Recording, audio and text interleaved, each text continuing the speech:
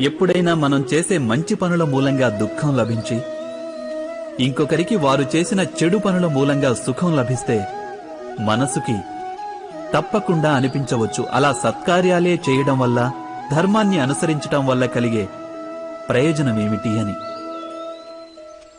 కానీ దుష్టాత్ములకు ఏమి లభిస్తుందో ఎప్పుడైనా గమనించారా?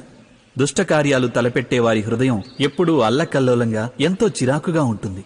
ఆ మనసులో అనుక్షణం కొత్త కొత్త సంఘర్షణలు ఉద్భవిస్తుంటాయి. అపనమ్మకం వారిని జీవితాంతం వెంటాడుతూ ఉంటుంది. ఇదేనా సుఖమంటే? అయితే ధర్మ మార్గాన నడిచేవారు, సత్కార్యాలు చేసేవారు, సచ్చీలురైన వ్యక్తుల మనసులు సర్వదా ప్రశాంతంగా ఉంటాయి. పరిస్థితులేవి వారి జీవన గమనంలో బాధాకరంగా ఉండవు.